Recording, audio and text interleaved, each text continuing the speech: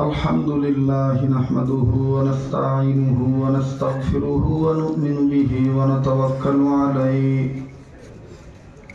ونعوذ بالله من شرور أنفسنا ومن سيئات أعمالنا من يهده الله فلا مضل له ومن يضلله فلا هادي له ونشهد أن لا إله إلا الله وحده لا شريك له ونشهد أن سيدنا وحبيبنا ومولانا محمدا عبده ورسوله صلى الله عليه وعلى آله وأصحابه وبارك وسلم أما بعد فأعوذ بالله من الشيطان الرجيم بسم الله الرحمن الرحيم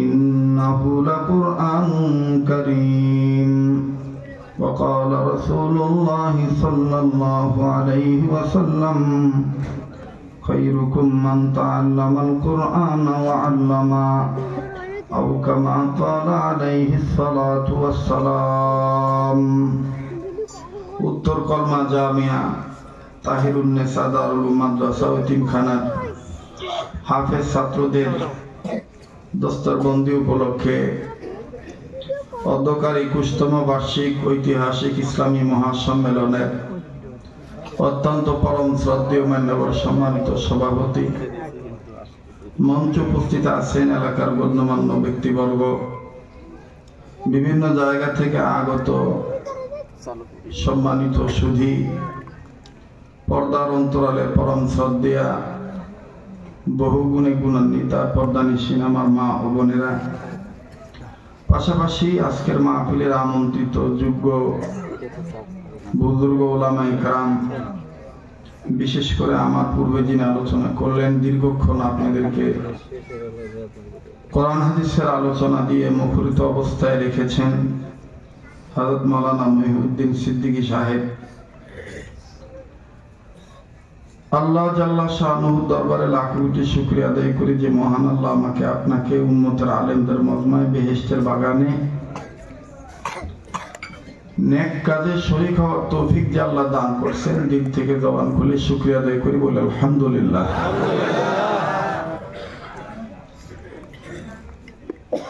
পৃথিবীতে আমরা মানুষ কম বেশ সকলেই বিভিন্ন গাছ তরুলতার সাথে আমরা পরিচয় আমাদের আছে। আমরা অনেক অনেক গাছের নাম জানি, পরিচয় জানি। তার মধ্যে আমরা এই পাতাগুলো বেশি চিনি, যেমন তেজপাতা, লতা পাতা, লাউ পাতা, পান পাতা, এগুলো আমরা চিনি তো নাকি? পৃথিবীর সব পাতার চাইতে সবচাইতে দামি পাতা হলো কোরআনের পাতা। বলেন ঠিক কিনা? তেজপাতা তরকারিতে দিলে তরকারির গ্রান বাড়ে। লতা পাতা শুকায়া জোগাড় করে রাখলে, গ্যাস না থাকলে রান্না করার কাজে উপকারে আসে। লাউ পাতা এই শীত মৌসুমে টাকি মাছ ভাঙ্গা, শৈল মাছ ভাঙ্গা, ধনিয়া পাতা, কাঁচামরিচ ফাইরা দিয়া রান্না করলে খুব টেস্ট লাগে, তাই না? আর পান পাতা চুন ছাড়া খাইলে ঝাল ঝাল লাগে, চুন ঠিক মতন দিলে মজাই লাগে, ঠিক না? পৃথিবীতে যত পাতা আছে, হাদা পাতা, তেজপাতা, লাউ পাতা, লতা পাতা, পান পাতা, সবচাইতে দামি পাতার নাম হইল কোরআনের। একটু কথা বলতে হবে, কোরআনের পাতা। আমি জানি আপনারা হয়তো বা অনেকেই পিপাসিত, আকাঙ্ক্ষিত, প্রত্যাশিত হয়ে আছেন, কিন্তু আমি আজকে অনিবার্য কারণে আমাদের মতো সব জানেন যে বড়দের একটা নির্দেশে আমি একটু আটকা পড়ে গেছি। আপনারা তো হয়তো এই মাহফিল শেষ করে যে ঘুমাইবেন, বা আগামীকালকে কর্মসূচি অনেক অনেক দাওয়াত আছে। আজকে বৃহস্পতিবার, আমাদের আসতে হয় একে তো বর্ডার অঞ্চল থেকে, অর্থাৎ নারায়ণগঞ্জের সেই সাইনবোর্ড এলাকা থেকে। তো সেখান থেকে আসতে আসতে কি পরিমাণ সময় বৃহস্পতিবার রাত্রে লাগে এটা আপনারা অনেকেই জানেন, রাস্তাঘাটের অবস্থা কি। তো সাভারে ওলামায়ে কেরামদের একটা সম্মেলন ছিল, সেখানে আমার আলোচনার বিষয়বস্তু বা টাইম ছিল এশা নামাজের আগে, আর আপনাদের এটা ছিল এশারের পরে 9টায়, মানে 8:30 9টার দিকে এখানে এসে স্টেজে ওঠার কথা। কিন্তু ওইখানেই এখন মনে করেন যে সব, অনেক সময় দেখবে অনেক বিয়ে বাড়িতে বরযাত্রা হওয়ার কথা 3 ঘন্টা পরে, কিন্তু হঠাৎ অনিবার্য কারণে আইসা গেছে। আইসা গেছে কি বরের খাওন দিব না, কথা কয় না, যা পারে তাই দিয়ে সম্মান রক্ষা করে, ঠিক কিনা বলেন? তো ঘটনাটা এইরকমই ঘটছে, মানে যার ওয়াজ ছিল মাগরিবের পরে, হ্যাঁ আইসা পড়ছে, মনে করেন যে যার ওয়াজ ছিল এশার পরে, হ্যাঁ আইসে মাগরিবের পরে। এখন আসার পরে চিন্তা করে দেখা গেল যে ঠিক আছে বড় মানুষ বইলা চলে যায়। ওই বড় যাওয়ার পরে ওনার পরে যে ওয়াজ করবো উনি আইসা হাজির, বুঝছেন নি? এইভাবে দিয়ে দিয়া লাস্টে মনে করেন যে সাবাত এই শাহিবাগ মাঠে, ওইখানে আমার সময় আমি পাইছি আপনার 10টা বাজার কয়েক মিনিট আগে। তো সেখানে এখানে তো আপনারা কতটুক মানুষ, প্রতি বছর আমি এখানে দেখি ভরপুর ভরে যায়, এবছরও ভরেছিল, কিন্তু অনেক মানুষ হয়তো বা কষ্ট পাইছে যে এত টাইম তো হুজুর কখনো এই মাদ্রাসা মাহফিলে দেরি করে না, তো সম্ভবত হুজুর আসবে না। তো এইরকম অন্তত 50টা প্যান্ডেলের চাইতেও বড় প্যান্ডেল হবে, এত মানুষ। তো সেখানেও কথাবার্তা বলে 2 দিন মাহফিল, আজকে কথা বলে এখানে আসলাম। আর হুজুরের সাথে আমার কথা এটা যে আমি এখানে 10টা 10:30টার মধ্যে সময় দেবো, কিন্তু এখন এখানে বেজে গেছে আমার কয়টা, 11টার উপরে। আবার মনে করেন যে জিরানি বাজার পার হয়ে আলমতলা নামে একটা জায়গা আছে, ওইখানে মনে করেন যে হাজার হাজার মানুষ অপেক্ষা করতেছে। তা আপনাদের তো মাথায় টেনশন একটাই যে শরীয়তপুরি আইলো না বা আইবো কি জানি করে, আর আমার টেনশন দেন কত টেনশন, না খাওয়া না ঘুম না কোনো স্থির। তবে আল্লাহর মেহেরবানি, আল্লাহর কোরআনের পক্ষে থাকলে আল্লাহই সাহায্য করে, ঠিক কিনা বলেন? তো এই জন্য আপনারা ক্ষমা সুন্দর দৃষ্টিতে দেখবেন, যতক্ষণ কথা বলি এতটুকুন কথা সময়ের উপরে আপনারা সন্তুষ্ট থাকবেন। আমি হুজুরকে বলছিলাম এবং এবছর আবারও বলে যাই যে আমি যে সময়টা বলবো এশার নামাজ যাইছে আমি পড়ি, এই সময়টা আমার জন্য রাখেন, একটু আগায়া লোকজন পরে আসবো তারপর আমার দিবেন। এই যে 2 দিন মন যদি দুদিল হয় তখন একটা ঝামেলা হয়ে যায়, এই ঝামেলাটা আজকে আমার কপালে হইল আর কি। তো যাই হোক, যা কিছু হয় কার পক্ষ থেকে হয়? আল্লাহ যাদেরকে এখানে উপস্থিত করছেন আল্লাহ সবাইকে দুজাহানে কামিয়াবি দান করেন, আমিন। এত আসতে বলতেছেন, জোরে কোন আমিন। আল্লাহ আপনি আমাদের অতীতের গুনাহগুলি মাফ করে দেন, অতীতে গুনাহ নাই, তা আমি একটু জোরে কোন বলেন আমিন। আল্লাহ আপনি আমাদের বর্তমান জীবনের ত্রুটিগুলি সংশোধন করে দেন, আল্লাহ আপনি আমাদের ভবিষ্যৎ জীবনকে আলোকিত করে দেন। আল্লাহ আজকে আমরা যারা মাহফিলে এসেছি, যারা আসছেন, এলাকার গণ্যমান্য ব্যক্তিবর্গ সবাইকে আল্লাহ আপনি নবীদের উসিলায় মাদ্রাসার মাহফিল, মাদ্রাসায় পড়ানেওয়ালা সবাইকে আপনি কামিয়াবি দান করেন, আবার বলেন আমিন।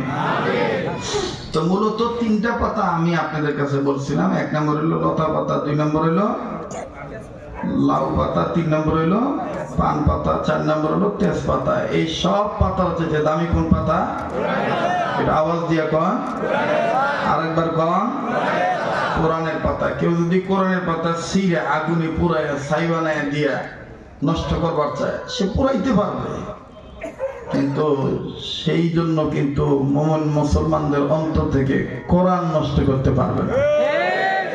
বলেন পারবে? পারবে না। আমেরিকার জমিনে একজন বিজ্ঞানী, তার খুব টাকা পয়সা, সে চিন্তা করে দেখলো যে আমি টাকা দিয়ে কি করি। দেখবেন অনেক সময় মানুষের, আমাদের সাভারের আশুলিয়ার এই কর্ম অঞ্চলের একটা আঞ্চলিকতার ভাষা বলে,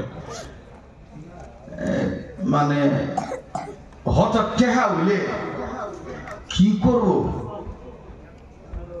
দিশা থাকে না, মানে হুঁশ থাকে না। তো ওই খ্রিস্টান ব্যক্তির অনেক টাকা, এখন চিন্তা করলো যে এই টাকা দিয়ে আমি কি করি, ধর্মের প্রচার করব না কি করব। তো তার মাথায় বুদ্ধি আসলো, বন্ধু বান্ধবদের সাথে পরামর্শ করলো।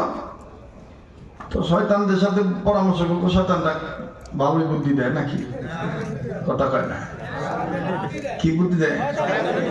শয়তানি বুদ্ধি দেয়। যে যেমন তার আচার আচরণ কথাবার্তা তেমনই হয়, ঠিক কিনা? এবার খুব কফি হাউসে বৈশা পরামর্শ করতেছে কি করা যায়। তো এক বন্ধু পরামর্শ করে বলতেছে, টাকা যেহেতু তোমার কামড়াইতেছে, এক কাজ করো, ধর্মেরও প্রচার হইব, অন্য ধর্ম ক্ষতি হইব। ধর্মেরও প্রচার হইব, অন্য ধর্মের ক্ষতি হইব, বুঝলাম না। আমাদের খ্রিস্টান ধর্মটাও উজ্জীবিত হইব আর মুসলমান ধর্ম ধ্বংস হইব। নাউযুবিল্লাহ কন। এটা বলার পরে তার চোখ বড় হয়ে গেছে। হ্যাঁ তাই নাকি? বলে হ্যাঁ। তাহলে কিভাবে? বলতেছে যে মুসলমানদের লাইব্রেরি থেকে কোরআন শরীফ ক্রয় করবা, ট্রাক বইরা বইরা কোরআন শরীফ নিয়ে আটলান্টিক মহাসাগরে ফেলাই দিবা। তাহলে দেখবো যে তোমার টাকাটাও কাজে লাগলো, তোমার ধর্ম উজ্জীবিত হইল, আর মুসলমান ধর্ম কি হইল?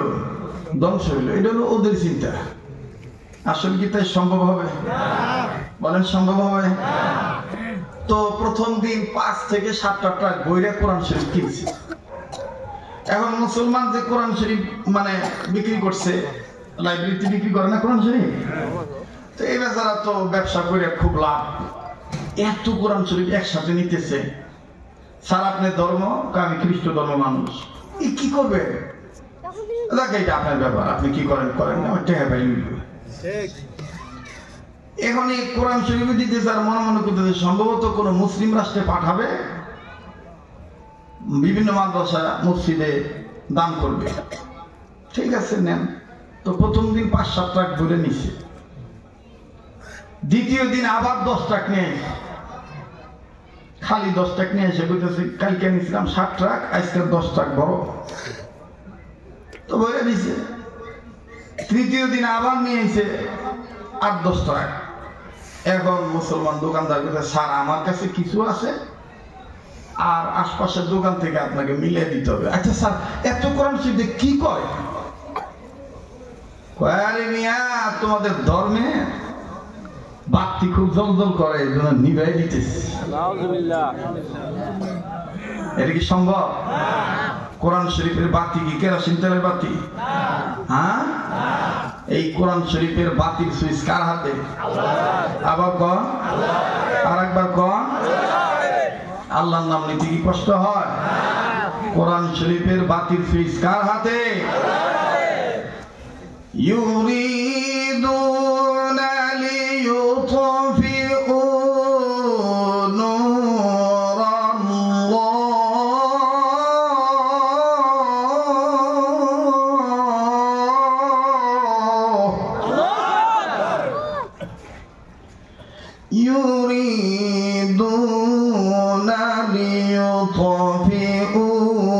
نور الله بأفواههم والله متم نوره ولو كره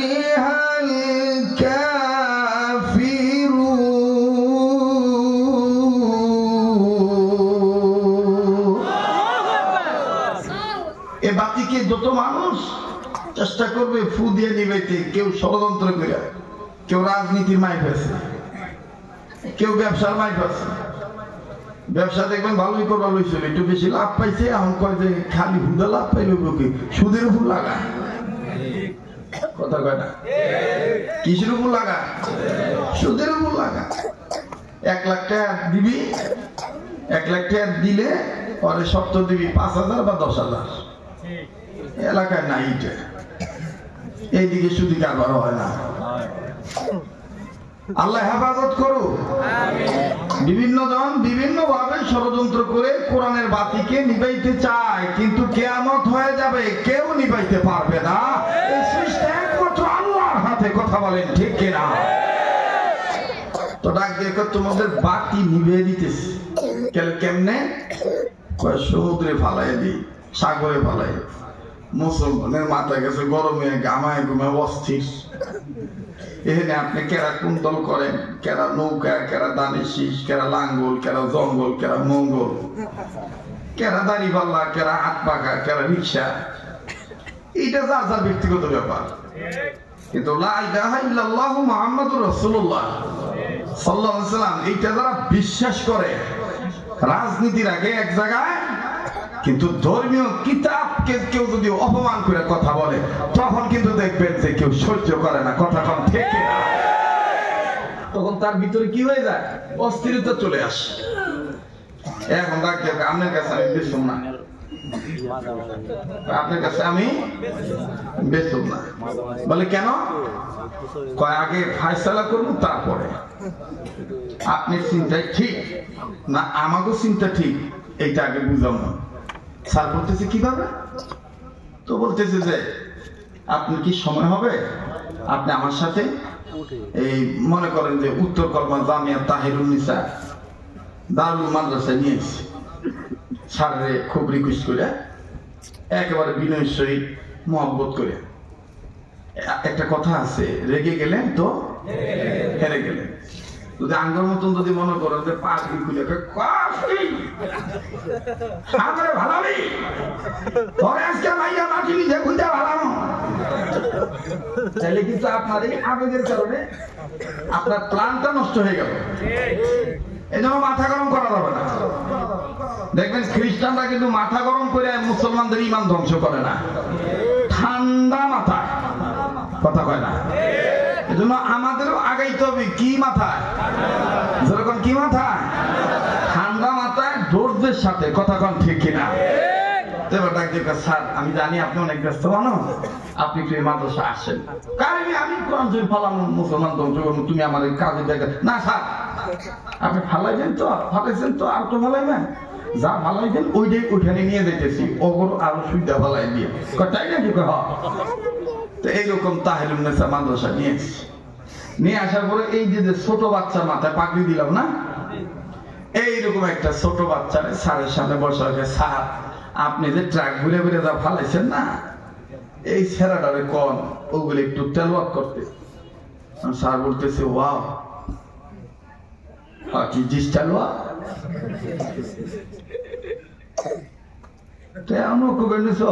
কাঁচামরিচ যাই কম জিজ্ঞেস করে, কি জিজ্ঞেস করবো? যা ফালাই দিয়েছে তাই ওরা জিজ্ঞেস করেন। আমি তো বাবা ওটা জানি না কি ফালাইছি, আমি খেলে কোরআন ফালাইছি। ওর কোরআনে জিজ্ঞেস করেন না। তো বলে না বাবা তুমি জিজ্ঞেস করো। এবারে মুসলমান দোকানদার বলতেছে বেটা তুমি পড়ো। এখন এই পিচ্ছি ছাড়া দেখবেন যে ছোট কাঁচামরিচ, কিছু কাঁচামরিচ আছে কারেন্ট, আবার একটা আছে ভিন্ডি মরিচ। কি মরিচ কয়? দাইনা মরিচ কয় বা ভিন্ডি মরিচ কয়। দেখবেন যে একটু কামড় দিলে কান ফুটি সুদ্ধা গরম হয়ে যায়। জিজ্ঞাসা পড়ো। এই ছেলে বলতেছে কোন দিক থেকে পড়বো? সুবহানাল্লাহ কইবেন না? কোন দিক থেকে পড়বো? এখন এই খ্রিস্টান লোক ডাক দিয়ে কয় কোন দিক থেকে পড়বে মানে? না স্যার কোরআন 3 ভাগ আছে, প্রথম ভাগ, দ্বিতীয় ভাগ, তৃতীয় ভাগ, 10 পারা, 20 পারা, 30 পারা। এইটাই ছেলেটা জিজ্ঞেস করছে আমি কি শুরু দিয়ে বলবো না মাঝখান দিয়া না পিছে দিয়া? এইবার স্যার বলতেছে এভরিথিং। কি কথা কয় না? এভরিথিং সব। এখন এই ছেলে বলতেছে স্যার এভরিথিং পড়তে গেলে long G P tea time understand মানে একটু লং টাইম লাগবে, সময় দিবে। স্যার বলতে অবশ্য এইবার ছেলে চোখ বন্ধ করে শুরু করছে, আলহামদুলিল্লাহি রাব্বিল আলামিনির রহমানির রহিম মালিকি ইয়াউমিদ্দিন ইয়্যাকা না'বুদু ওয়া ইয়্যাকা নাস্তাঈন ইহদিনাস সিরাতাল মুস্তাকিম সিরাতাল লাযীনা আন'আমতা আলাইহিম গায়রিল মাগদুবি আলাইহিম ওয়ালাদ-দাল্লিন আমিন। বিসমিল্লাহির রহমানির রহিম আলিফ লাম মিম যালিকাল কিতাবু লা রাইবা ফীহি হুদাল লিল মুত্তাকিন আল্লাযীনা ইউমিনুনা বিল গায়বি ওয়া ইউকিমুনাস সালাতা ওয়া মিম্মা রাযাকনাহুম ইউনফিকুন। আল্লাহু আকবার। পড়তে পড়তে পড়তে কোরআন শরীফের মধ্যে 114 সূরার মধ্যে সবচেয়ে তো সূরা বাকারাই বড়। এইটার যখন 3, 4, 5 পৃষ্ঠা পড়া শেষ, এখন স্যারে কয় ফিনিশ। ও স্যারা কিন্তু আর থামে না, ও খালি কয় ফিনিশ। এখন ওই মুসলিম দোকানদার বলে নট ফিনিশ, না এখনো ফিনিশ হয় নাই, কেবল শুরু হইলো। স্যারে বলতেছে ওয়াও কেমন শুরু হয়েছে। পড়তে পড়তে 3 ঘন্টা পরে স্যারে বলতেছে আসলে যেগুলো ফালাইছি এগুলো কি সে মুখস্থ করতেছে? বলে হ্যাঁ। বলে এরকম আর কয়জন আছে? কয় দিয়ে এনে যত ফারামের মুদার মতন যত দেন সবাই। এই তাহিরুন্নেসা মাদ্রাসা এসে দেখবেন যে 2 সাইডে এই 2 সাইডে সিরিয়াল করে যে ভিডিও পড়ানো হয়েছে, পাও নাড়ায় না, উপরে সাইড নড়ে, কথা কয় না। আর ABCD পড়ার সময় দেখবেন পা নড়ে। তার মানে এই পা নড়া মানে কয় ABCD লতা পাতা আম পাতা জোড়া জোড়া। আর আলিফ লাম মিম যখন পড়ে তখন উপরে সাইড নড়ে। সুবহানাল্লাহ। কেন? যার বাড়ি যেদিকে যত কষ্টই করুক ঘুরিয়া ঘুরিয়া শেষ সময় ওই বাড়ির দিকেই যায়। কোরআনের বাড়ি কোন দিকে? জোরে কম, কোরআনের বাড়ি কোন দিকে? কোরআনের বাড়ির নাম কি? লৌহে মাহফুজ কি আশুলিয়া, ভাই ভাই, জিরানি, ডেন্ডাবর, গেন্দা, বিরুলিয়া। কোরআনের বাড়ি কোথায়? উপরের দিকে, লৌহে মাহফুজ। যাই দিকে যার বাড়ি ওইটা যখন পড়ে ওই দিকেই সে নাড়াচাড়া করে। কথা কন ঠিক কিনা? আর এই যে আম পাতা জোড়া জোড়া মারবো যাবো সর্বগোড়া এরকম পড়ে না, হাট্টিমা টিম টিম, তারা মাঠে পারে ডিম, তাদের খারাপ দুটো সিং, দেখবেন যে নিচের সাইড লড়ে। এই নিচের সাইড লড়ার অর্থ হইল ওই পাও দিয়ে বুঝাইতেছে যে এইটা পয়লা যে পড়তেছি এটার উপর যদি আমলও করি তাহলে লাঠি একটাও মিস হবো না মরার পরে, ঠিক না? আর উপরের দিকে নাড়ার অর্থ হইল এই যে আমি নরবান হইছি, যা পড়তেছি আলহামদুলিল্লাহি রাব্বিল আলামিন, সকল প্রশংসা আল্লাহ তাআলার, রহমানির রহিম, পরম দয়ালু, রহমান দাতা, দয়ার আল্লাহ, মালিক ইয়াউমিদ্দিন, বিচার দিবসের মালিক তিনি। এইভাবে যে পড়বার নইছি এটার অর্থ হইল এই যে উপরে সাইড নড়তেছে, এই উপরে সাইড নড়তে দেয়া যদি আমি উপরওয়ালার নির্দেশে মানি, রাজনীতি যদি উপরের ওয়ালার নির্দেশে করি, ব্যবসা যদি উপরওয়ালার নির্দেশে করি, শিক্ষানীতি যদি উপরওয়ালার নির্দেশে করি, তো উপরওয়ালা আমাকে উপরওয়ালার জান্নাতেই দিবে, মাটির নিচে আমাকে কষ্টে রাখবে না। কথা বলেন ঠিক কিনা? কেননা সব পাতার থেকে দামি পাতার নাম হইল কোরআনে। আবার কোন কোরআনে, আর একবার কোন কোরআনে পাতা। এবার টিচার খ্রিস্টানদের সারা ডাক দিয়ে করতেছে ওকে ওকে ওকে, আর লাগবে না, আর লাগবে না। বলে কেন স্যার?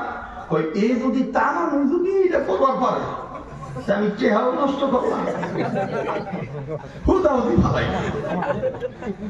হ্যাঁ, ওর বুঝ যেমন ওর কর্ম।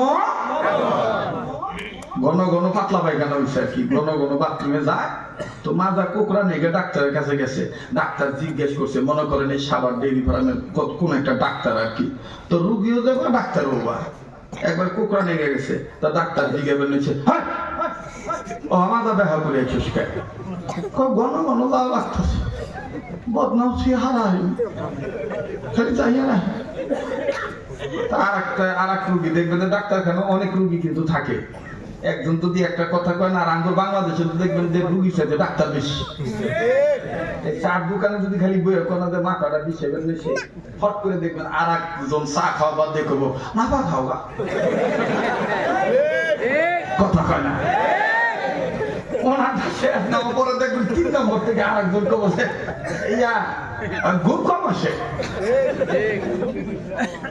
আরে ভাই আমার কথা কম না কেন বানায় একবার করতে মিশি না বাস্তব না তারপরে দেখবেন কিন্তু আমাদের বাংলাদেশে চাওয়ালাদের মতো গুণ যদি আমাদের অর্জন হইতো আল্লাহর কসম আমার তো মনে হয় হাসরের ময়দানে ইমামদের চাইতে চার দোকানদাররা আগে জান্নাতে যাইব সুদ টাকার কারণে কারণ এই যে দেখবেন যে লাল পানি বানায় আর দুধ পানি বানায় যাই বানায় কত মানুষ কত পেশার বাড়ি চালা কিন্তু কোনো কথা কয় না কথা কয় না ধরে কথা কয়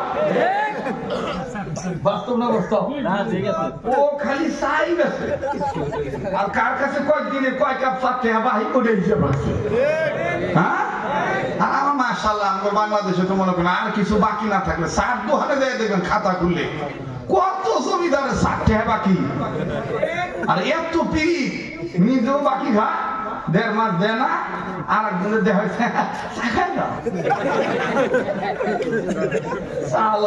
গজবের ঘর গজব নিজের ডাক দেয় না আর একজনের ডাক বাঁধিছে ডবল গজব হয়ে বললো কথা কন ঠিক কিনা রাগ করতেছেন না বেজার হইতেছেন মন চাইতেছে অনেক কথা বলার কিন্তু আসলে আমার হইলো ওই হাত বাঁধা এই জন্য অল্প সময় অনেক সময় দেখবেন অল্প খাদ্যর দ্বারা অনেক সময় তৃপ্তি মিটে যায় আল্লাহর পক্ষ থেকে কথা বলেন ঠিক কিনা আল্লাহ সেই ধরনের পরিবেশ তৈরি করে দেন জোরে কোন আমিন তো এইবার আমার ভাইরা তো ডাক্তার কইতেছে তো ওজন কইতেছে যে আমার ঘন ঘন যাওয়া লাগে তার একজন কইতেছে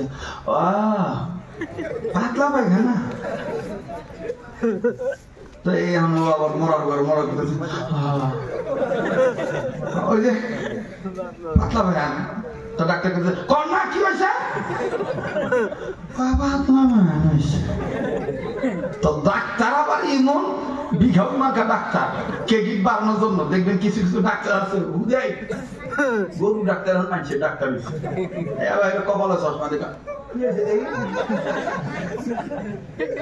আজকে তো ডাক্তার নেই বড় ডাক্তার বুধবারে আসবো না বুধবারে আসবেন আজকে সাধারণ ওষুধ দিলাম মানে একটা দালালি করা কথা কটা তখন দেখবেন চশমা কপালে উঠাইয়া আজকে করে ডাক্তার পাতলা পায়খানা আচ্ছা কেমন পাতলা পায়খানা ব্যাখ্যা দাও রুগী করতেছে তো ক্রেডিট লইবার লইছে পাতলা পায়খানা আবার কেমন পাতলা পায়খানা তো পাতলা পায়খানা এটা আবার ব্যাখ্যা কি আবার যদি জিজ্ঞাসা এমন উত্তর দিব ডাক্তারই শিখে দিয়ে দেব আবার জিজ্ঞাসা হাই কেমন পাতলা পায়খানা হয়েছে ব্যাখ্যা দাও না দিলে তো ওষুধ দিব না ডাক্তার কয় না দিলা ও রুগী কয় না দিলা আবার ডাক্তার করতেছে কে ওষুধ নিবা না ব্যাখ্যা দাও তো আর এক রুগীরা করতেছে আর ভাই রোগ হয়েছে বা একটু সহ্য করে না তো রাগ লইব বল না কেমন পাতলা পায়খানা এখন রুগী চিন্তা করে দেখলো যে ডাক্তারও দিলে রুগীগুলো ঠিক আছে আর একবার যদি জিজ্ঞাসা এমন জবাব দিব আর জনমের মতো ডাক্তারি শিক্ষা দিয়ে দেব এবার আবার জিজ্ঞাসে এই পাতলা পায়খানা কেমন পাতলা পায়খানা ব্যাখ্যা দাও এবার এই রুগী কুকা করতেছে ধরেন আপনি আমার পাতলা পায়খানা দিয়া কলি করবার পারবে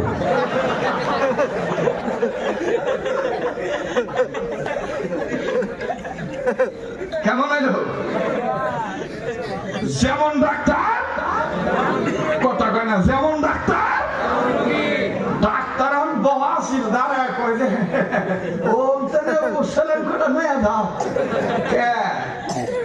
এখন কেমন লাগে এই জন্য আমি যেটা বলতেছিলাম যে ওই খ্রিস্টানের বুঝ যেমন তার কর্ম তেমন সঠিক রোগ নির্ণয় করতে পারেন নাই ওষুধ পান নাই ডাক্তারের খোঁজ পায় নাই এবার খ্রিস্টান বেচারা ডাক দিয়ে বলতেছে এই সবাইকে এরকম মুখস্থ করতে পারে বলে হ্যাঁ স্যার খালি মুখস্থ না আপনি যেগুলো ভালাই দিয়েছেন আরো ভালাইবেন এরা পড়তেই থাকবে আর ওই যে যে একজন আলেম দেখতেছেন যে অফিসার, উনি লিখতে থাকবে, এরা পড়বে আর উনি লিখবে। আপনি কত কপি ভালাবেন? খ্রিস্টান বেচারা ডাক দিয়ে করে, বুঝতে পেরেছি, আমাকে শয়তানে ধরেছিল, আসলে কোরআন সত্য, কোরআনের কোনো ক্ষয় নাই, জয় ছাড়া আমি কালেমা পড়ে মুসলমান হয়ে গেলাম। তাইলে বলেন, সবচেয়ে বড় পাতার নাম কি? সবচেয়ে দামি পাতার নাম কি? আমার ভাইরা, আমার বন্ধুগণ, কোরআনুল কারীমের শিক্ষা দেখেন, সবচেয়ে দামি শিক্ষা। প্লিজ কেউ কারো দিকে নজর দিয়েন না, দিলটা নরম করার চেষ্টা করবেন। এক ফোঁটা চোখের পানি দেখেন হাকিকতান ফলাইতে পারেন কিনা। কান্না না আসলো কান্নার ভান ধরবেন, কান্নার অভিনয় করলেও কিন্তু আল্লাহ মাফ করে দিবেন। অবাজান জীবনের শেষ বয়ান মনে করে বয়ান করছি। আমার বন্ধুগণ, কার পিছনে জানি মালাকুল মউত দাঁড়ায় রইছে, কার জন্য জানি জংলার বাঁশ রেডি হয়ে গেছে, কার জন্য জানি কাপড়ের কাপড় তৈরি হয়ে গেছে, কার জন্য জানি কবরের মাটি বায়না হয়ে গেছে। কাজেই বাজান নিজের চিন্তা নিজে করবেন। মান আরাফা নাফসাহু ফাকাদ আরাফা রাব্বাহু, যে নিজে চিনল সে আমার আল্লাহর চিনল, যে নিজেকে চিনে নাই সে আমার আল্লাহকে চিনে নাই। কোরআনের পাতা দেখেন কেমন দামি পাতা। প্লিজ আবারও বলছি, কেউ কারো দিকে তাকায়েন না, নিজের চিন্তা নিজে করবেন। প্রত্যেকটা কথা দিলের মধ্যে যেন মুতাআসসির হয়, প্রভাব বিস্তার লাভ করে। আমার বন্ধুগণ, আমার ভাইরা, আমার দিল বলে আজকের মজমা মালিক কবুল করে দিবে। এই ময়দানে আমি আপনি গুনাহগার হইতে পারি, কে জানি নেককার বান্দা হয়ে বসে আছে। বাজানো গুনাহ মাফের আশায় কোরআনের পাতায় যেহেতু আল্লাহ লিখে দিয়েছে, আল্লাহ পাক বলে দিয়েছে, মানুষ যারা কোরআনের শিক্ষার দিকে আগায় আসবে, আমার আল্লাহ তাদের জীবনের গুনাহ মাফ করে দিবে, আমলনামায় জান্নাত লিখে ধন্য করে দিবে। বাজানো, যদি আপনার জীবনে গুনাহ থাকে, গুনাহ মাফের আশায় মায়া লাগায় একটা ডাক দেন না, বলেন না আল্লাহ, আবার বলেন না আল্লাহ, আরেকবার বলেন আল্লাহ, মহব্বত করে বড় আওয়াজে বলেন আল্লাহু আকবার, আবার বলেন আল্লাহু আকবার। ভাইরা আমার, বারবার বলি, কোনো দিকে কোনো খেয়াল নাই। এই মাদ্রাসার মাহফিলে লাগাতার যেহেতু কয়েক বছর আছি, হয়তো বা কোনো এক বছরে বয়ানটা শুনিয়া থাকতে পারেন, আর যদি শুনিয়া না থাকেন, আমার বন্ধুগণ, আমলের নিয়তে কথাটা পুঁজি হিসাবে ধরে রাখবেন। আর বাবাজি, কোরআনের পাতা নাড়ার জন্য, কোরআনের শিক্ষা অর্জন করার জন্য যদি দাদা হইয়া নাতিদের দেন, বাবা হইয়া ছেলে মেয়েকে দেন, বাবার দেখেন কেমন দাম বেড়ে যায়, মায়ের দেখেন কেমন দাম আল্লাহ বাড়াইয়া দেয়। বাজান রে, জমিনের উপরে আসমান নিচে বহু ওলি আল্লাহর নাম আপনারা শুনেছেন। তন্মধ্যে একজন বুজুর্গ ইমাম বুখারী রহমতুল্লাহি আলাইহি, যিনি সহিহুল বুখারী শরীফের কিতাবের লেখক, এই হাদিসের মকবুল কিতাবের হাদিসের লেখক। বাজানো, ইমাম বুখারী রাহমাতুল্লাহি আলাইহি জীবনে কোনদিন কোন হাদিস নবীজির ইশারা ছাড়া, অনুমতি ছাড়া লেখেন নাই। প্রত্যেকটা হাদিস লেখার আগে উনি উত্তম রূপে ওযু গোসল করে নিয়েছেন, এরপরে রওজার পাশে গেছেন, অথবা কখনো নিজের কামরায় বসিয়া 2 রাকাত 4 রাকাত নামাজ আদায় করে নিয়েছেন। আমার বন্ধুগণ, মুরাকাবা করছেন। মুরাকাবা করার পর আমার আপনার নবী ওনাকে বলছেন ইসমাইল মুহাম্মদ ওগো বুখারী তুমি এইটা লেখো, এইটা তুমি নোট করো। আমার বন্ধুগণ উনি তখন নোট করেছে। সেই ইমাম বুখারী রহমাতুল্লাহর জীবনীতে পাওয়া যায়। ইমাম বুখারী রহমাতুল্লাহি আলাইহি এখনো দুনিয়ার জমিনে আসেন নাই। বারবার বলি দেখেন তো দিলটা নরম হয়নি। অবাজান গান গাওয়ার জন্য আসে নাই, হাকিকতা নেই। জুম্মার রাত্রে এক ফোঁটা চোখের পানি দেখেন ফলাইতে পারেন কিনা? আমার দিল বলে আজকের মজমা আল্লাহ কবুল করবে। নাকটার মধ্যে আল্লাহওয়ালাদের গান আসতেছে, বাজানো কে জানি আল্লাহওয়ালা হয়ে বসে আছে। ইমাম বুখারী রাহমাতুল্লাহি আলাইহি এখনো দুনিয়ার জমিনে আসেন নাই। মায়ের গর্ভে রয়ে গেছেন। মা জননী সন্তান ধারণের বয়স চলতেছিল 7 কি 8 মাস। বাজান রে 8 মাসের অন্তঃসত্ত্বা মা জননী গৃহিণী গর্ভবতী নারী স্বামীর সাথে এক বিছানায় যখন শয়ন কক্ষে ঘুমের ঘরে গেল, আমার বন্ধুগণ গভীর রজনীতে হঠাৎ করে ইমাম বুখারীর মা ঘুম থেকে উঠে একবার এক হাত পেটের উপর রাখে আর নাড়ে, আর হাত দিয়া চোখের পানি মুছে, চোখের পানি মুছে, আর জবান দিয়ে আল্লাহকে ডাক দিয়া বলে মালিক খায়া না খায়া মাবুদ তোমার কুদরতি কদমে সেজদা দিয়া এই বাচ্চাটার জন্য কত নফল রোজা রাখছি, কত কোরআন তেলাওয়াত করছি, দান সদকা বাড়াইয়া দিছি। অবাদান এই জায়গায় যারা মায়ের মোহাব্বত অন্তরে নিয়ে আসে তাদের অন্তরে অবশ্যই মায়ের মোহাব্বত আছে। আমি জানি না এই মাহফিলে কার মা নাই, কার বাবা নাই। ওবাদান দুনিয়াতে যার মা নাই তার মতন বড় দুঃখের কেউ নাই। দুনিয়াতে যার বাবা নাই তার মতন বড় অভাবী আর কেউ নাই।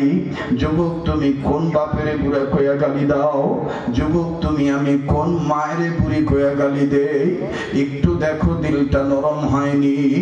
ইমাম বুখারী রাহমাতুল্লাহি আলাইহির মা এমন ভাবে কান্দে, কান্নার আওয়াজে যেন স্বামীর ঘুম না ভাঙ্গে, স্বামীর যেন ঘুমে ডিস্টার্ব না হয়।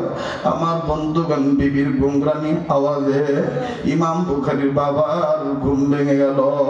ইমাম বুখারীর বাবা আমার ভাইরা বিবির কাঁধে হাত দিয়া চোখের পানি মুছায় দিয়া কান্না বন্ধ করতে বলে, বিবিরে তুমি কেন কাঁদতেছো বুঝলাম না। এই সময় হিসাব মতে এই বয়সে বাচ্চার বয়স যখন পেটের ভিতরে 7-8 মাস হইয়া যায় তখন বিভিন্ন বাচ্চাদের বিভিন্ন অঙ্গ প্রত্যঙ্গ বড় হয়ে যায়, তারা পেটের ভিতর নাড়াচাড়া করে। কোনো বাচ্চা হাঁটু দিয়া গুতা মারে, কোনো বাচ্চা পায়ের গোড়ালি দিয়া মায়ের আঘাত করে। বিবি আঘাতে আঘাত প্রাপ্ত হইয়া কি তুমি কান্দো নাকি? ব্যথা ব্যতীত হইয়া তুমি কান্দো নাকি? ইমাম বুখারীর মা ডাক দিয়ে বলেন, স্বামী আমি এই জন্য কান্দি না। তাইলে কি জন্য কান্দো বলো? ডাক দিয়ে বলে, স্বামী গো এই বাচ্চাটা গর্ভে নিয়া আজ আমি এমন একটা ভয়ানক স্বপ্ন দেখলাম, যেই স্বপ্নটা আমার জীবনে আমি দেখি নাই। এই স্বপ্নটা দেখার পর থেকে আমার কেমন জানি ভাল লাগে না, আমার বড় ডর লাগে। না জানি স্বপ্নের কারণে আমার বাচ্চার কোনো ক্ষতি হইয়া যায়। ডাক দিয়ে বলে, বিবি কি স্বপ্ন দেখছো? আগে তুমি নার্ভাস হইও না। ইমাম বুখারীর মা কান্দা ডাক দিয়ে বললেন, স্বামী গো আমি স্বপ্নে দেখতে পাইলাম আমার গর্ভের পেট বারবার উঁচু হইয়া যায়, একটা বারের জন্য নিচে নামে না। স্বামী আমার কখনোই নিচে নামতেছে না, এই পেট আর নিচে নামে না, এত পরিমাণ উঁচু হয়ে গেছে, আর নিচে নামে না। ডাক দিয়ে বলে, বিবিতে কান্নার কি হইল? ডাক দিয়ে কয়, তুমি তো বাবা আর আমি তো মা। আবার ভাইরা, বাবার চাইতে মায়ের অন্তরে সন্তানের দরদ বেশি। দুনিয়ায় তার মা নাই, তার মতন বড় দুঃখের কেউ নাই। বাজান রে, কার মা বাপ জানি কবর থেকে কান্দে ডাক দিয়ে বলে, বাবা রে, ও আমার ছেলে, ও আমার মেয়ে রে, আমাদের জন্য দোয়া করলি না, মাহফিলে গেলি অথচ আমাদের জন্য কান্নাকাটি করলি না। কবরে এসে খবর পাইলাম, দুনিয়ায় যদি কোনো ছেলে মেয়ে বাপ মার জন্য কান্নাকাটি করে, বাপ মার জন্য দোয়া করে, ছেলে মেয়ের দোয়ার উসিলায় বাপ মার কবর আযাব আল্লাহ মাফ করিয়া দিবে। মায়া লাগায় বলেন না সুবহানাল্লাহ। ডাক দিয়ে বলে, তুমি তো বাবা, তবে তুমি বাবা, আমি মা, তুমি স্বামী, আমি বিবি। আমি আমার সন্তানের জন্য কাঁদতেছি, না জানি স্বপ্নের ব্যাখ্যাটা মন্দ হয়ে যায়। এই স্বপ্ন দেখার ফলে আমার বাচ্চার নাকি আবার কোনো ক্ষতি হয়ে যায়। ইমাম বুখারীর বাবা ডাক দিয়ে বললেন, বিবি এত তাড়াতাড়ি বিচলিত না হইয়া, হতাশাগ্রস্ত না হইয়া, তুমি একটু বলো না কি স্বপ্ন দেখছো? বলে, এই স্বপ্ন। এবার ডাক দিয়ে বললেন, বিবি একটু ধৈর্য ধরো, ফজর আযান দিবে, ফজর নামাজ আদায় করতে যাব। যেই মসজিদের নামাজ আদায় করব, এই মসজিদের ইমাম সাহেব বড় বুজুর্গ। বিবি তুমি জানো কিনা জানি না, ওই ইমাম সাহেব আমার হামসাব, ওই ইমাম সাহেব আব্দুল্লাহ বিন মুবারকের ছাত্র, আমিও আব্দুল্লাহ বিন মুবারকের ছাত্র। তবে আমার কিতাবের ইলম আছে, আর ওনার দিলের চক্ষু আল্লাহ খুলিয়া দিছে, উনি স্বপ্নের ব্যাখ্যা বলতে পারে। এবার ইমাম বুখারীর মা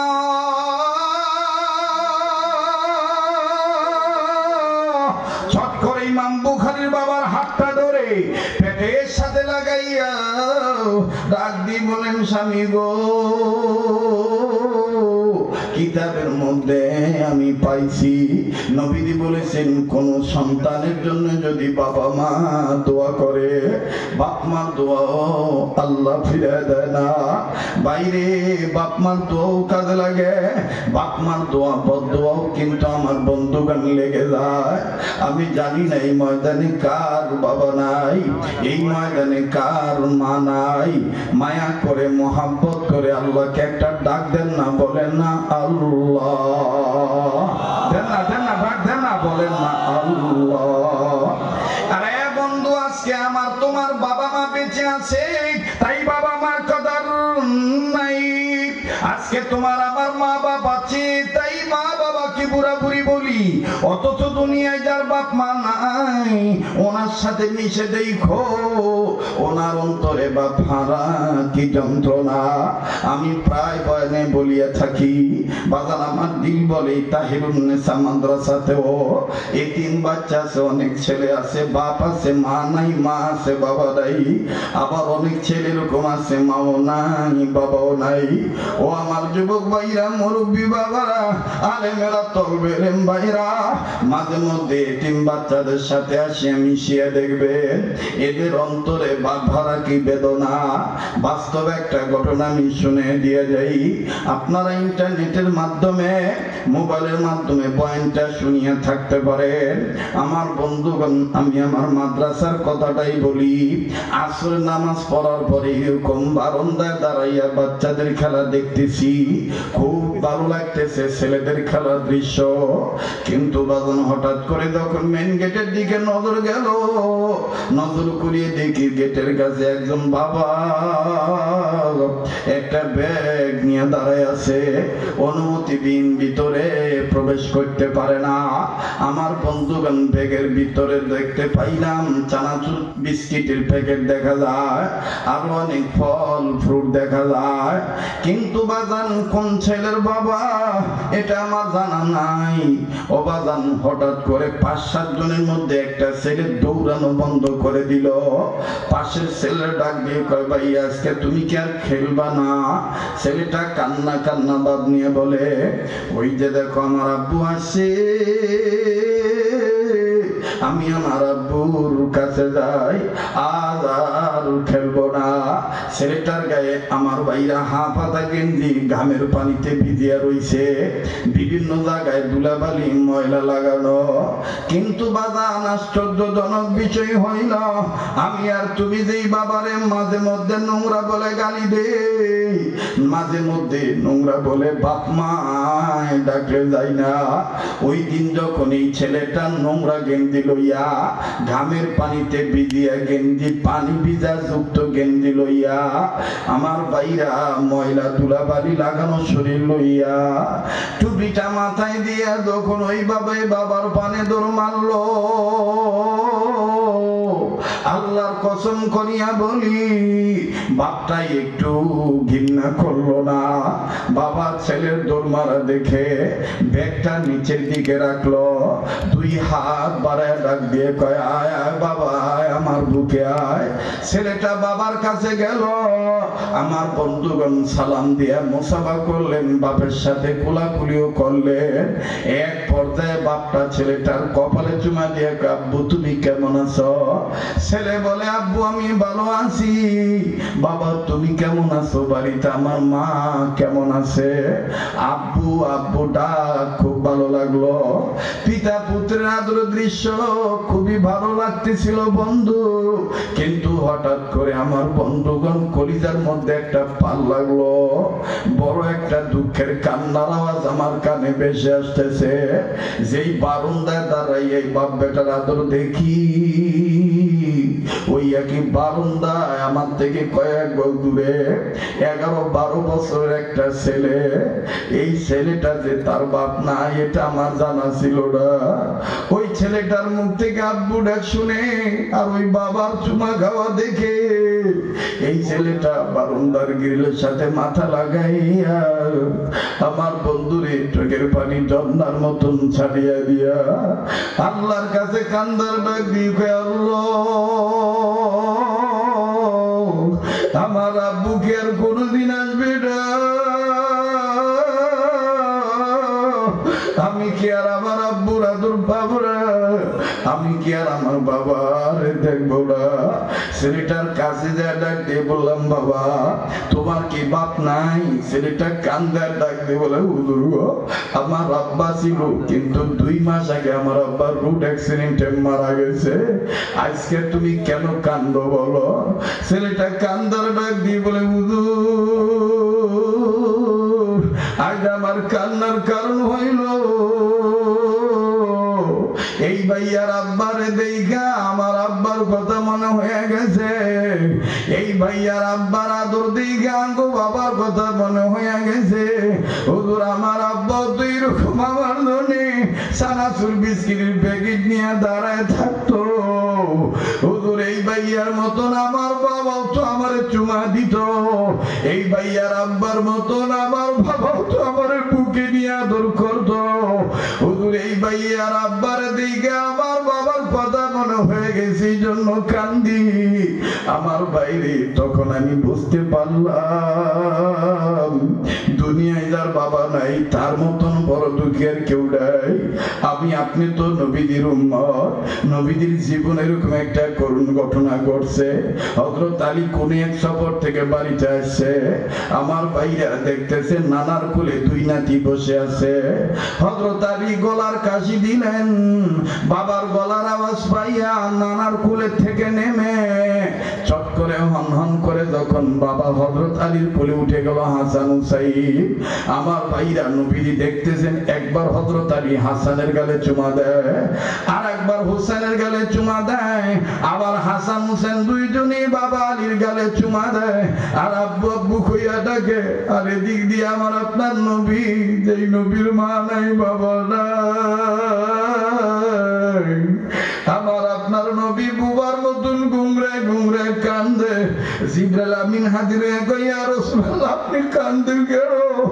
আবার নবী কান্দা ডাক দিয়ে বলে, ভাই ইব্রাহিম, হাসান হুসেনকে আদর করা দেখে, আলীর আদর করা দেখে আমার বাবা আব্দুল্লাহর কথা মনে হয়ে গেছে। আমি এই জন্য কাঁদতেছি। অবাদান নবীজির গোংরানি আওয়াজ শুনিয়া হযরত আলী হাসান আর হুসাইনকে ডাক দিয়ে বলতেছেন, বাবা তোমাদের নানা কান্দে কেন? তোমাদের নানাকে কি কোনো কষ্ট দিছনি? বলে, না আব্বা, কোনো কষ্ট দেই নাই। এবার তিনজনে মিলে নবীর কাছে আইসা বলে, নবীজি আপনি কাঁদেন কেন বলেন তো দেখি। আমার নবী ডাক দিয়ে কইলে, আমি কেন কান্দি ওটা জানার দরকার নাই, তবে তোমার কাছে একটা কথা বলি আলী শোনো। দুনিয়াতে যেই ছেলে মেয়ের বাবা মা নাই, এই এতিম ছেলে মেয়ের সামনে কোনোদিন তোমার সন্তানদের কিভাবে আদর করলো না। কারণ জানো না রে আলী, দুনিয়াতে যেই ছেলে মেয়ের বাবা মা নাই, এই এতিম সন্তানের সামনে যখন তুমি চুমা দিবা, আর তুমি যখন তোমার সন্তান দ্বারা আব্বু বলে ডাক দিবা, তখন যেই বাচ্চাটার মা নাই বাবা নাই, ওই এতিম বাচ্চাটার অন্তরে বাবারা মাহারা বেদনা জেগে উঠবে। যেমন আমি মোহাম্মদের দিকে উঠছে আমার মা মেনার কথা, আমার বাবা আব্দুল্লাহর কথা। ওরে নবীর উম্মতরা যেই নবী বাপ মার জন্য কান্দে, আর আজকে তুমি আমি ওই নবীর উম্মত হয়ে বাপ মার জন্য কান্দতে পারি না। দুনিয়ার চাকরি তোমার আমারে পাগল বানাইল, আমি তুমি মা বাবার কবরটাও জিয়ারত করার সময় পাইলাম না। দুনিয়ার ব্যবসা তোমার আমারে পাগল বানাইল, বাপ মার জন্য একটু দোয়া করার সময় পাইলাম না। তবে শুনিয়া রেখো বান্দারা, কামাতা দিনু তুদানু, যেমন কর্ম তেমন ফল। আজ যদি তুমি আমি বাপ মার জন্য কান্দি, তোমার আমার ছেলে মেয়ে তোমার আমার জন্য কাঁদবি। আজ যদি তুমি আমি বাপ মার জন্য দোয়া করে যাই, তোমার আমার ছেলে মেয়ে তোমার আমার জন্য দোয়া করবে। কাজেই কার কার অন্তরে বাপ মার দরদ আছে, মায়া লাগায় আল্লাহকে একটা ডাক দেন না, বলেন না আল্লাহ, দেন না, ডাক দেন না, বলেন না আল্লাহ। আল্লাহ দেখো কেমনে বুড়ারা ডাক দেয়, আল্লাহ দেখো কেমনে আলেমরা ডাক দেয়, কত সমাজের শিল্পপতি আয় আল্লাহ, গণ্যমান্য ব্যক্তিবর্গ আমি দেখতেছি, যুবকরাও কাঁদতেছে। মাবুদ তোমার কি মায়া লাগে না? আমি জানি না আল্লাহ কার বাবা নাই, কার মা নাই। আয় আল্লাহ মা বাবার কবরটা জান্নাত বানায় দাও, বলেন না আমিন। খালি বাদান দুনিয়াতে তার বাপ মা নাই, সে জানে তার কত বড় নিয়ামত নাই। প্লিজ কেউ কারো দিকে তাকায়েন না, আমার ভাইরা আমার দিক তাকায় থাকেন।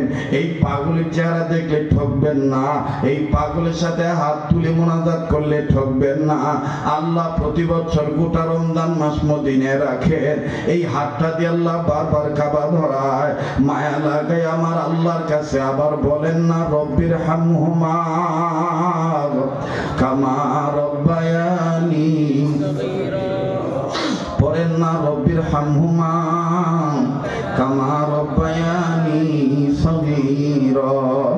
আমার বন্ধুগণ, আমার ভাইরা, ইমাম বুখারীর বাবা ডাক দিয়ে বলেন, বিবি রে যাও, আমি দোয়া করতেছি, তোমার স্বপ্নের ব্যাখ্যা ভালোই হবে। বলে, এটা তো আমি আপনার কাছে দোয়া চাইছি, তবে আলেমের কাছে, আপনি দোস্তর কাছে জানি আপনি আমারে জানাইবেন। এবার বাজান ইমাম বুখারীর বাবা ফজরের নামাজ আনতে মুসাল্লাম বুজুর্গর কাছে গেল, যাইয়া ডাক দিয়ে বলতেছেন, দোস্ত মুহতারাম, আমার বিবির একটা স্বপ্ন নিয়ে পেরেশানির মধ্যে পড়ে গেছি। বিবি আমার খায় না সন্তানের মহব্বতে, বিবি আমার ঘুমায় না সন্তানের মহব্বতে। গত রাত্রে সন্তান পেটে নিয়ে একটা স্বপ্ন দেখছে, এই স্বপ্নটার ব্যাখ্যা ভালো না মন্দ একটু জানলেই বিবি শান্তি পাবে। ডাক দিয়ে বললেন, ওগো আল্লাহর বান্দা, আগে আমায় বলেন কি স্বপ্ন? ইমাম বুখারী বাবা ডাক দিয়ে বলতেছেন, আমার বিবি স্বপ্ন দেখছে গত রাত্রে বিবির গর্ভের পেটটা বারবার উঁচু হইয়া যায়, একটা বারের জন্য নিচে নামে না। বলেন তো দোস্ত, স্বপ্নের ব্যাখ্যা ভালো না মন্দ? এই স্বপ্ন ব্যাখ্যাটা ভালো না মন্দ? এবার এই বুজুর্গ স্বপ্নের ব্যাখ্যা না বলিয়া স্বপ্নের কথা শোনা মাত্রই ইমাম বুখারীর বাবাকে টান দিয়া বুকের সাথে ধরে দইরা কপালে একটা চুমা দিয়া কয়, দোস্ত আমি স্বপ্নের ব্যাখ্যা পরে বলবো, আগে আমার হাতে হাত রেখে ওয়াদা করো, আল্লাহ যদি তোমারে হাসরে জান্নাত দেয় তুমি আমারে ধুয়ে জান্নাতে যাইবা না। আল্লাহু আকবার। ইমাম বুখারী বাবা কান্দার ডাক দিয়ে বললেন, দোস্ত স্বপ্নের ব্যাখ্যা না জানায় তুমি তোমাকে জান্নাতে নিয়ে যাওয়ার ওয়াদা চাচ্ছ, বুঝলাম না। ওই দোস্ত ডাক দিয়ে বলতেছেন, দোস্ত ইতিপূর্বে তোমার চেহারা দেখছি কিন্তু এরকম নূর ঝলক দিতে দেখি নাই। আজকে তোমার চেহারায় যে নূরের ঝলকটা মারতেছে তাতে বোঝা যায় তোমার সংসারে, তোমার ফ্যামিলিতে, তোমার পরিবারে, তোমার বিবির গর্ভে একটা নূরানী সন্তান, জান্নাতি সন্তান আল্লাহ দিয়ে দিছে। যেই সন্তান জান্নাতি হবে, এই জান্নাতি সন্তানের মা বাপ তো জান্নাতেই যাবে। এই জন্য আগে থেকেই তোমার কাছে ওয়াদা চাই গো দোস্ত। ইমাম বুখারী বাবা ডাক দিয়ে বললেন, দোস্ত আল্লাহর কাছে ওয়াদা করলাম, তোমার কাছে ওয়াদা করলাম, আল্লাহ পাক যদি আমারে দয়া করে জান্নাত দেয় আমি তোমারে তুইয়া জান্নাতে যাব না। আর তুমিও বলো দোস্ত, যেহেতু আমরা দুজনই একই উস্তাদের ছাত্র, তুমিও বলো তুমিও আমাকে তুইয়া জান্নাতে যাইবা না। ভাইয়া আমি আপনাদের আত্মার আত্মীয়, রক্তের ভক্ত, এই জন্য পরম আত্মীয় হয়ে আপনাদের কাছে ওয়াদা করলাম, আল্লাহ যদি কোন নেক কাজে উসিলায় দয়া করে আমারে মাফ করিয়া জান্নাত দিয়ে দেয় আমি কিন্তু আপনাদের কলমাবাসীদের তুইয়া যাইতে পারবো না। আর আল্লাহ যদি আপনাদেরকে মাফ করিয়া জান্নাত দেয় আপনারা কিন্তু আমাকে তুইয়া যাইতে পারবেন না। বলেন না আমিন। আবার জোরে বলেন না আমিন। এবার ডাক দিয়ে বললেন, দোস্ত এখন বলো স্বপ্নের ব্যাখ্যা ভালো না মন্দ? ইমাম বুখারীর বাবাকে বুজুর্গ লোকটা ডাক দিয়ে বলতেছেন, দোস্ত মুহতারাম আমি স্বপ্নের ব্যাখ্যা পরে বলবো, আগে তুমি বলো তোমার বিবির গর্ভে সন্তানের আলামত বুঝতে পারার পর প্রাথমিক অবস্থা থেকে শুরু করে অদ্য পর্যন্ত তোমরা জামাই বউ, স্বামী আর স্ত্রী, মা আর বাবা তোমরা কি দোয়া করেছিলা সন্তানটার উদ্দেশ্যে? আল্লাহর কাছে দোয়াগুলি আমার শুনতে হবে। বলে, দোস্ত আমি কোরআনের 7টা আয়াত তেলাওয়াত করেছি, কোন আয়াতের অংশ বিশেষ আল্লাহর কাছে দোয়া করেছি, আবার কোন আয়াত পুরা পড়েছি। ইমাম বুখারীর বাবার হাতটা শক্ত করে ধরিয়া এবার বুজুর্গ ডাক দিয়ে বলতেছেন, এই দোয়াগুলো কি জানাও? আমার বন্ধুগণ কিতাবে লিখেন, কোন বাবা মা যদি এই দোয়াগুলি পাঠ করে আল্লাহ তাআলা ওই বাবা মার ওই সন্তান ছেলে হোক মেয়ে হোক একে তো নুরানি চেহারার অধিকারী বানায় দেয়, ওলি আল্লাহ বানায় দেয়। আমার বন্ধুগণ সমাজের গুণী মানুষ হিসাবে সন্তানদের আল্লাহ কবুল করে। আল্লাহু আকবার। সেই আয়াতগুলো কোন আয়াত, সেই দোয়াগুলি কোন দোয়া? এবার বুজুর্গ ডাক দিয়ে বলতেছেন, সন্তানের পিতা বলো না তুমি আর তোমার বিবি কি দোয়া পড়ছো আমাকে একটু জানাও, জানাইলেই স্বপ্নের ব্যাখ্যাটা সহজ হয়ে যাবে করা। ডাক দিয়ে বলেন, তাইলে শোনো দোস্ত বাজান, আমিও বলছি বলবো, তবে কান্না ভিদা পানি ভিদা চোখ নিয়া ভাঙা মন নিয়া বাপ মার দরদি সন্তান হইয়া যেই হাতটা দিয়া বারবার কাবা ধরি, যেই হাত আল্লাহ ওনাদের হাতের সাথে লাগানো, এই হাতটা আমি আপনাদের কাছে মাত্র 2-4-5 মিনিটের জন্য একটু বিছাইলাম। পারলে দিবেন, না পারলে না দিবেন, কিন্তু বাজান উঠবেন না, বসে থাকলেই কোরআনের পাতার পক্ষ পক্ষে থাকা, উঠে গেলেই লতা পাতার পক্ষে যাওয়া, আমার ভাইরা হাট্টিমা টিমটিমের শিক্ষার পক্ষে যাওয়া। বাজান রে, পারলে দিবেন, না পারলে না দিবেন। আমি একটা আবদার করবো বাজান, কোরআনের পাতা, এই কোরআনুল কারীমের পারার সংখ্যা 30 পারা কোরআন শরীফ, এই 30 পারা কোরআন শরীফকে মহব্বত করিয়া আমার জানা মতে ময়দানে এরকম অনেক বাজান আছেন, বাজান রে 10,000, 20,000, 5,000 নগদ বাকি দেওয়ার মতন বহুত আল্লাহর বান্দা তৈরি আছেন, কিন্তু অত লম্বা সময় আমিও দিতে পারবো না।